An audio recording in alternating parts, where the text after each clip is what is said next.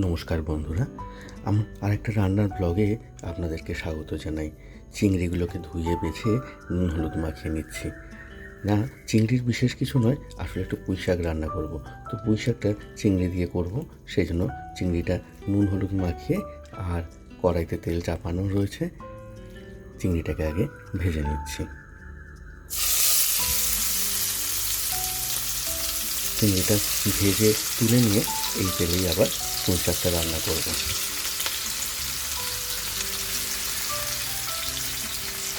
চিংড়িগুলো ভাজা হয়ে গেছে। চিংড়ি বেশি ভাজলে না স্টিফ হয়ে যায়, মানে একটু শক্ত শক্ত হয়ে যাবে। তাই চিংড়িকে এরকম নরম করে ভেজে নিলাম।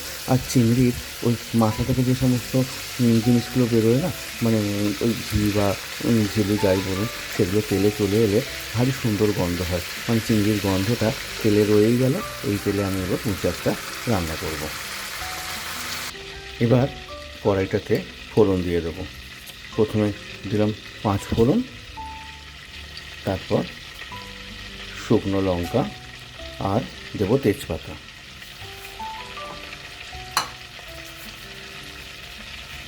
আমাদের গাছের তেজপাতাই এবার একটু শুকনো করেছি বলে কি সুন্দর কেনা তেজপাতার মতন দেখতে হয়ে গেছে। ফোড়নটাকে একটু ভেজে নিয়ে আর সবজি যা কেটেছি দিয়ে দেবো। কেটেছি রাঙা আলু, কুমড়ো আর একটু মুখি কচু।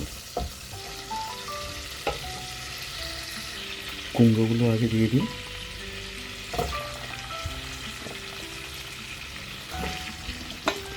এবারে একটু দেবো কচু,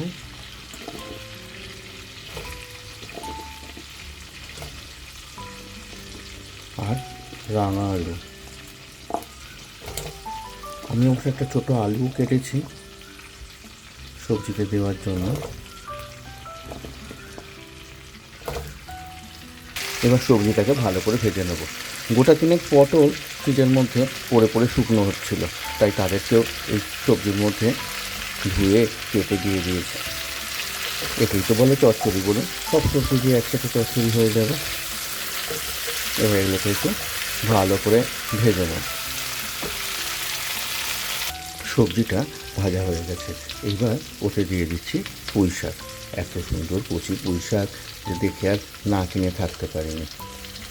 আমরা হচ্ছে পুঁই শাকের এই যে ডাঁটা অংশটা হয় না, এটার এই ছালটা পুরো ছাড়িয়ে নিই। মাই শিখিয়েছিল এই ছালটা ছাড়ালে আর পেটের কোনো সমস্যা হয় না। অনেকেরই পুঁই শাক খেলে হয়তো একটু পথের সমস্যা হয় বা একটু পেট খারাপ হওয়ার সম্ভাবনা থাকে। এই পুঁই শাকের যে ছালটা আছে, পুরো আঁশের মতন, ওটা ছাড়িয়ে নিলে কিন্তু পুঁই শাক হজম করা যায়।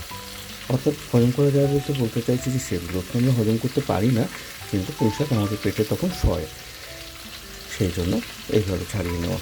আর অনেকবার জল দিয়ে ভালো করে ধুয়ে নিয়েছি, কারণ পাতাটায় ভীষণ ধুলো থাকে। শাকটা দেওয়ার পর খুন্তি নাড়তে পারছিলাম না, তাই কড়াইটা পাল্টে নিলাম। দিয়ে দিচ্ছি নুন আর দেব হলুদ,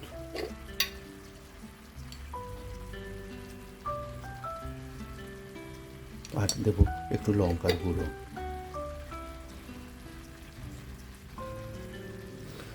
লঙ্কা দিলাম। আর সবজিটা সেদ্ধ হলে দেব সর্ষে বাটা। কচু আর শাক এদেরকে সেদ্ধ করার জন্য আমি একটু গরম জল দিয়ে দিচ্ছি। যে কড়াইটায় করে সবজিগুলো ভাজছিলাম ওই কড়াইতেই জল গরম করে নিয়েছি, তাহলে আর ওই তেল মশলাটা চলে গেছে ওর মধ্যে।